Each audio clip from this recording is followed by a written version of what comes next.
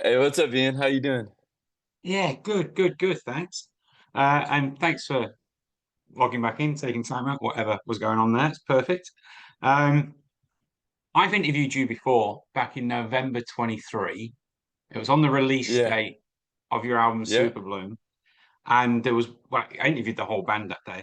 And there was one particular aspect that I used in that interview, which I'm going to use again, which is I've trawled through your Twitter.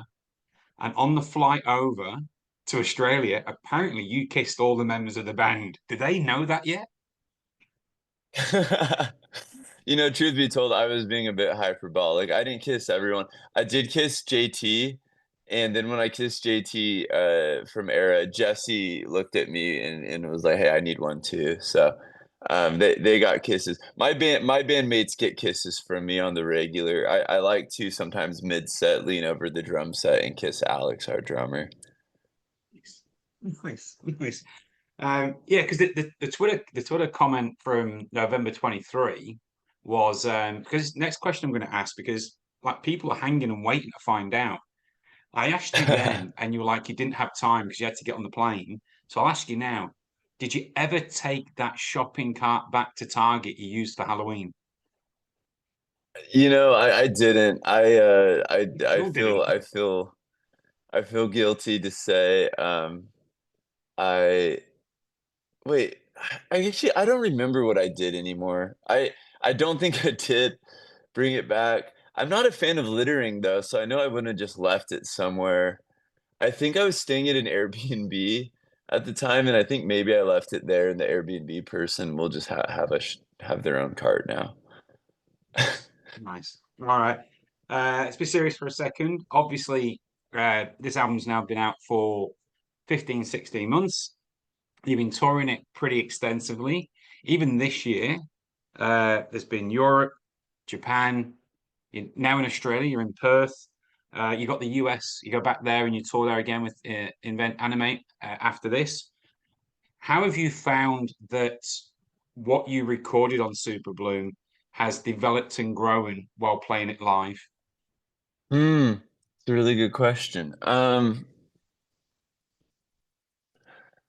I think that over the course of playing the album Super Bloom live, um, we discovered a very there's like a dark, sinister um sound moving between them that we wanted to sort of create uh to put a noise to the feeling of someone losing their humanity and watching themselves become something that they don't understand. And we did that. I think like a really good example of that is when we play the album. We play Euphoria, and then Euphoria goes into the song Dreamwalker, and the most of the song Euphoria is kind of I think of it as like a light, sort of more pretty song for us. But at the end, it like changes, and there's like this real tone change, and then it like leads off with the little guitar. The guitar note, and then it becomes Dreamwalker, and in that like da da da dum, and in that thing, I've started like an ongoing monologue that I'm like whispering, talking sort of between my teeth that goes into Dreamwalker that like um is kind of just a little Easter egg for like more of the story, like lyrics where there's not in the album, but like live, I've sort of kind of started to narrate a little bit, and so that's been really fun. That's cool. So, I mean, taking that creative aspect there and how that's developing, um, is that, I mean, I know you're still touring, of course, but is that creative element planting seeds there now for the next Silent Planet Certainly, release? certainly.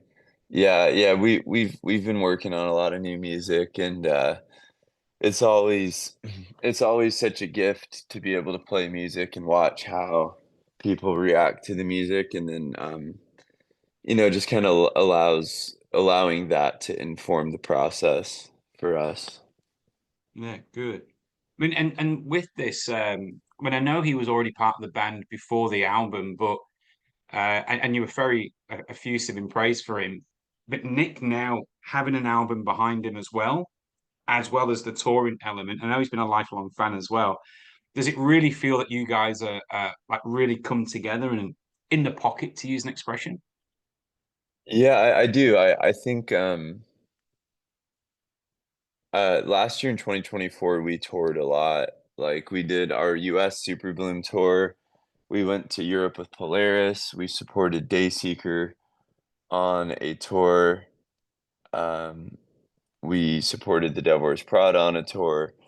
And we wrote a lot of music between the night. I feel like we really locked in. And when we were on tour late last year with the Devil Wears Prada, we definitely had some moments where like, oh, we've really we're very comfortable now with these songs. And Nick is yeah, Nick is I would say on our on some of our new songs, he's had more of a hand in the writing process than he ever has before. And so that's been really great having an additional cook in the kitchen for sure. Mm. Right. I mean, talking, you mentioned in there that at the end of last year, you're in the pocket, and these bands that you played with. Is there still elements of yourself where you still feel like you're a student and you're still learning? Oh, absolutely. Yeah. I especially anytime you add a new song to the set because you can't rely on as much on muscle memory. You have to like sort of just do it. And it can feel a little non-familiar. And yeah, especially as a vocalist, I'm always learning. We have some new unreleased stuff that I sing kind of a different arrangement than I've ever sang before. And as someone who's still kind of learning the way with singing, there's a lot to it. It's a challenge for sure, but I love it. I think about that a lot. That I don't think this music thing would be nearly as fun for me if I was just really, really good. Like I mean, I can't speak for JT. I'm sure he has fun. But if I was like JT from Arrow, he's just insane vocalist. Like I don't know. I something that because I have like pretty severe ADHD, and something that I think keeps me very focused vocally is knowing like that I've come a long way, but I still have a long way to go to get to where I really want to be. And it keeps me humble, and I think it makes it really fun too because I'm on stage, and sometimes I'm just thinking about like what's coming out of me and like how it's coming out of me, and just sort of taking like snapshots of moments like, oh, I'm doing this and I can feel it coming here, and sort of just keeps me curious. I definitely still message Melissa Cross, my vocal teacher, pretty frequently, and I'm like, hey, this happened, like, and I'm wondering what this is, and so I want to be a student, until the day I die. Yeah, nice. Uh, Talking a long way. You're in Australia. It's a long way from home. It's been a good couple of years, a hot minute since you guys graced our shores. For people who haven't seen Silent Planet before, how would you describe your show? Mm.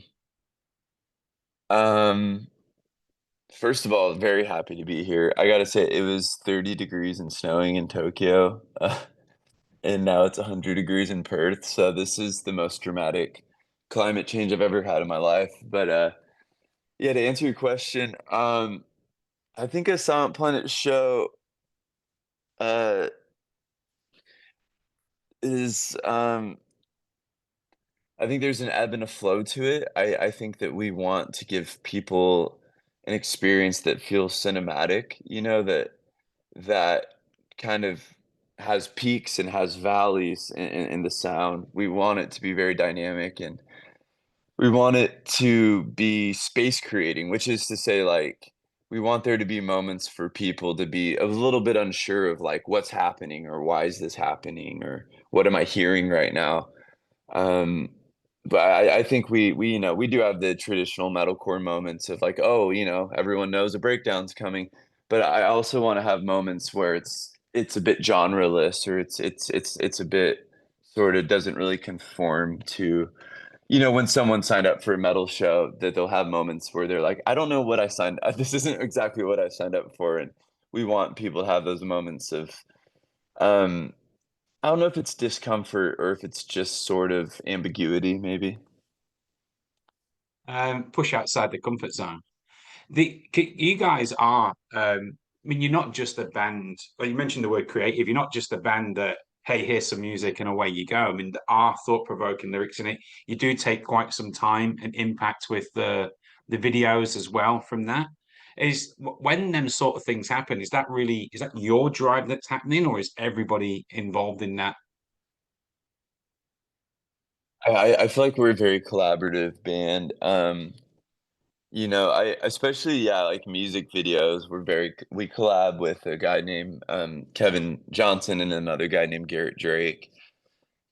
And it's basically just the four band and the two that and the six of us just kind of brainstorm. We'll have a lot of calls and we figure out what we want to do. And um, I think something that works for us. I think everyone is pretty humble in our camp as far as like I don't think anyone gets so married to their ideas where they're like, "Oh, this is the best idea because it's my idea." I think we're all, able to sort of just recognize the best idea from a from a non-ego standpoint and just sort of and then like someone will have an idea we're like that's great, so we hold on to that and then someone else adds to it, and I find that we're pretty collaborative, especially like when we're wrapping up a song and when we're figuring out like yeah music video stuff.